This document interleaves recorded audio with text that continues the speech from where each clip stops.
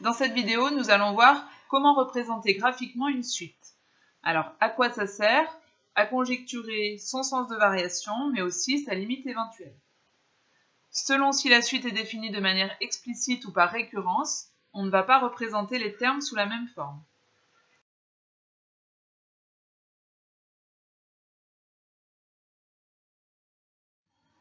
Commençons par le cas où la suite est définie par une formule explicite, c'est-à-dire UN égale f de n.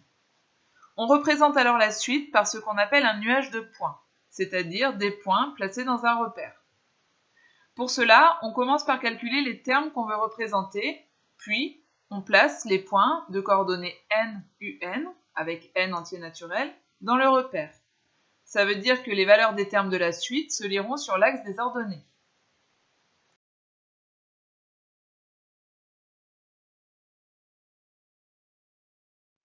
On va ici traiter l'exemple de la suite UN définie par UN égale n au carré sur 2 moins 3 pour tout entier naturel n. On va représenter ces 8 premiers termes. On va d'abord les calculer en présentant les résultats dans un tableau.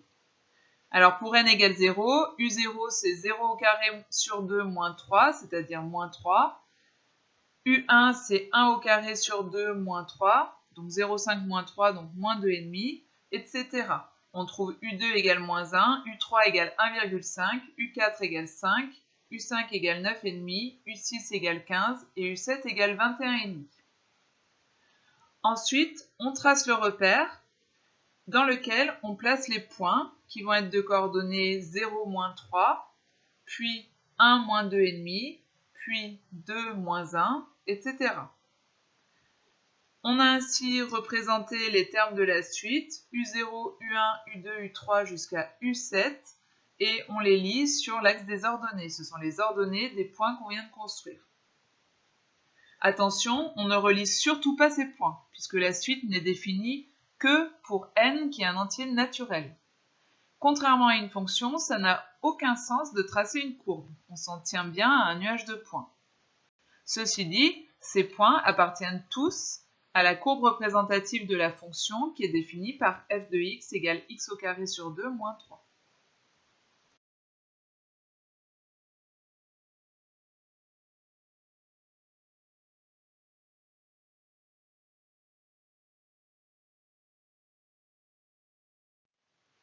Dans le cas où la suite est définie par récurrence, on va chercher à placer tous les termes de la suite sur l'axe des abscisses. Alors, pour être plus clair, ici on va commencer par traiter un exemple. L'exemple de la suite UN définie par U0 égale à 3 et la formule de récurrence UN plus 1 égale 1 demi de UN plus 6. C'est-à-dire que UN plus 1 est égal à f de UN avec f, la fonction qui à x associe 1 demi de x plus 6. On va ici commencer par tracer la représentation graphique de f. Ici on sait le faire puisque c'est une fonction affine. En fait, si c'est une fonction que vous ne connaissez pas, la représentation graphique de f vous sera donnée. Ici donc, on trace la courbe CF, c'est une droite. Je vous rappelle pour ça qu'il suffit de calculer l'image de deux nombres par la fonction f, ça nous donne 2 points qu'on relie et qui nous donne la droite représentant f. On va ensuite placer U0 sur l'axe des abscisses, donc U0 égale 3 sur l'axe des abscisses. Puis, d'après la formule de récurrence, U1, c'est 1 demi de U0 plus 6, c'est-à-dire c'est f de U0. Donc, pour l'obtenir graphiquement, il suffit de prendre l'ordonnée du point de la courbe CF qui a pour abscisse U0. D'accord? On trouve l'image de U0 par la fonction f graphiquement. Le problème, c'est qu'alors, on obtient U1 sur l'axe des ordonnées. Pourquoi c'est un problème? Parce que si ensuite on veut trouver U2 graphiquement, U2, ça va être le même problème, c'est-à-dire que U2, ça va être 1 demi de U1 plus 6, donc f de U1, c'est-à-dire que U2, c'est l'image de U1. Mais l'image de U1, pour l'obtenir, il faut avoir U1 qui est sur l'axe des abscisses. Donc, ici, on va avoir une astuce. On va tracer la première diagonale. Alors, la première diagonale, c'est quoi? C'est la droite qui est d'équation y égale à x.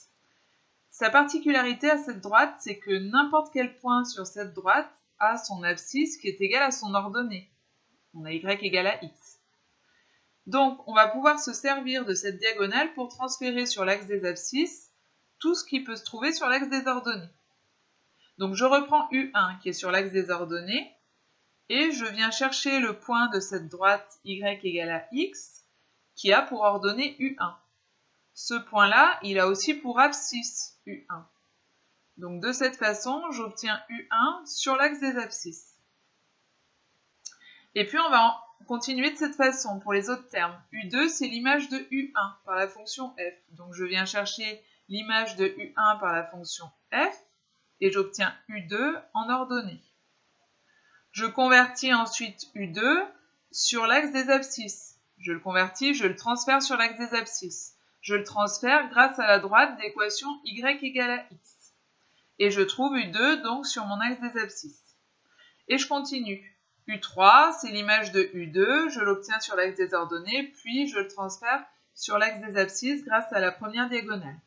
Alors, une fois qu'on a compris le principe, on n'est pas obligé de tracer tous les pointillés qui conduisent aux images sur l'axe des ordonnées et on n'écrit plus obligatoirement les termes sur l'axe des ordonnées. C'est-à-dire que petit à petit, il suffit d'aller chercher l'image sur la courbe de CF, puis directement de venir la transférer sur l'axe des abscisses grâce à la droite d'équation y égale à x. Donc ici, le travail a été fait jusqu'à U4. On pourrait continuer. Ici, on s'aperçoit que si on continue, tous les termes vont venir s'accumuler petit à petit vers l'abscisse du point d'intersection de CF et de la droite d'équation y égale x. Donc dans la fin du chapitre, on verra que ça veut dire que la suite a une limite finie. Une limite finie ici qui est à un peu plus de 12, en tout cas entre 12 et 13.